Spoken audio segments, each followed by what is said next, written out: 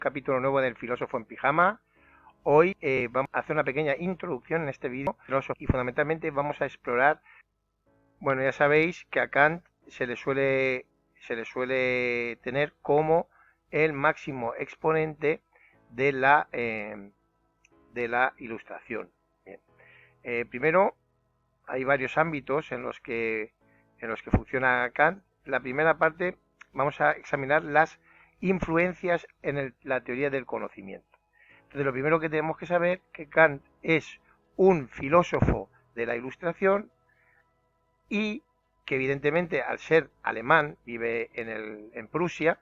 De hecho Prusia en una extensión geográfica que hoy en día es de la Federación Rusa, pero en su momento era parte del Imperio Prusiano, con lo cual es alemán con todas las implicaciones que tiene, teniendo en cuenta en la época que nos estamos moviendo, en el siglo XVIII, con lo cual con máximo esplendor del militarismo prusiano, con esa mentalidad del ejército, de la importancia que tiene el deber, etcétera, ¿no? Bueno, pues en ese contexto él nace en un entorno que es sobre todo racionalista, ¿no? ¿Qué quiere decir eso? Pues que tiene una influencia muy importante de Descartes, el gran filósofo francés racionalista, y estas influencias van a ir muy vivas en su pensamiento. Nos la encontraremos cuando hablemos de la teoría del conocimiento.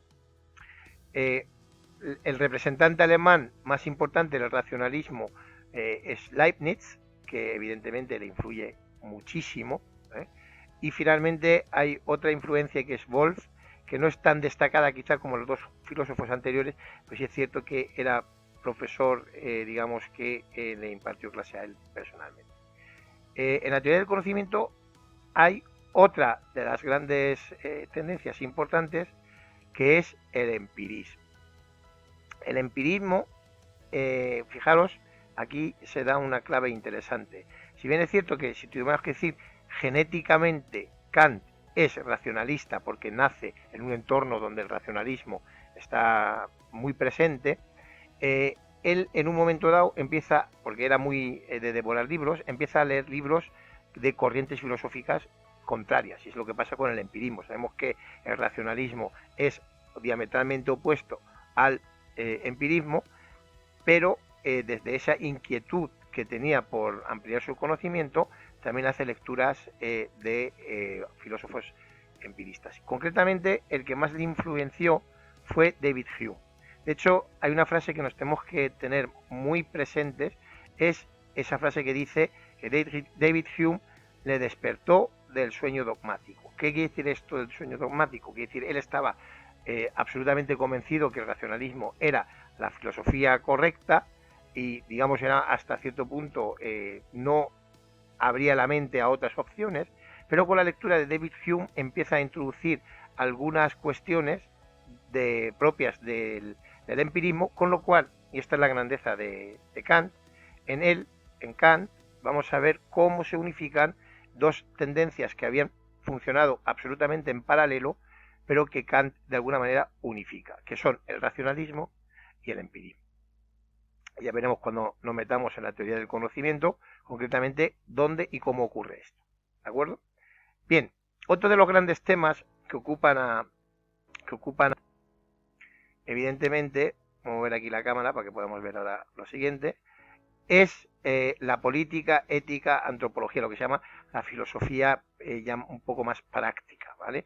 Hay una influencia importantísima que es la Ilustración francesa, y concretamente un filósofo, ese filósofo que tanto interés e incluso interés morboso le despertaba era Jean-Jacques Rousseau, que es verdad que es suizo de nacimiento, pero digamos que su pensamiento más maduro lo realiza dentro de la Ilustración francesa en esas calles de París que son muy, muy sonadas y conocidas, ¿no?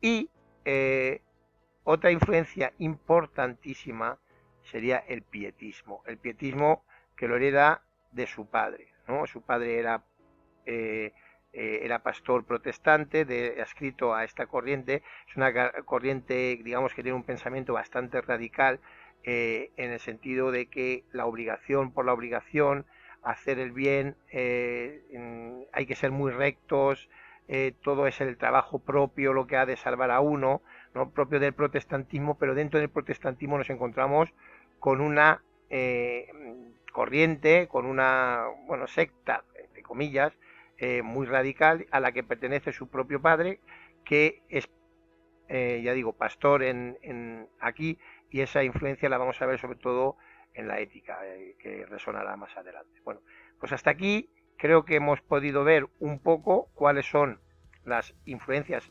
importantes que nos deja el pensamiento de Kant. Recordad que la teoría del conocimiento conjuga en el racionalismo y empirismo, que es una gran novedad, porque hasta entonces eran corrientes que no se tocaban. Los autores que hay que mencionar siempre y tener en cuenta son Descartes, Leibniz, Wolff, y por la parte en las cuestiones ya más de filosofía práctica, la Ilustración francesa, concretamente Rousseau. Sabemos que Rousseau era el filósofo que provocaba que descompensara el horario de Kant, que normalmente era súper fiable y súper cronometrable, pues él era capaz de sacarle de esas cotidianidades. Y luego, pues evidentemente, la herencia familiar a través de su padre, que viene con la teoría del pietismo, la teoría, digamos, el credo pietista, ¿no? De alguna manera. Bueno, pues hasta aquí este vídeo. Espero que os haya ampliado y explicado de alguna manera más clara de qué fuentes bebía Kant a la hora de él articular su pensamiento. Nos vemos en los próximos vídeos. Un saludo del filósofo en pijama. Hasta luego.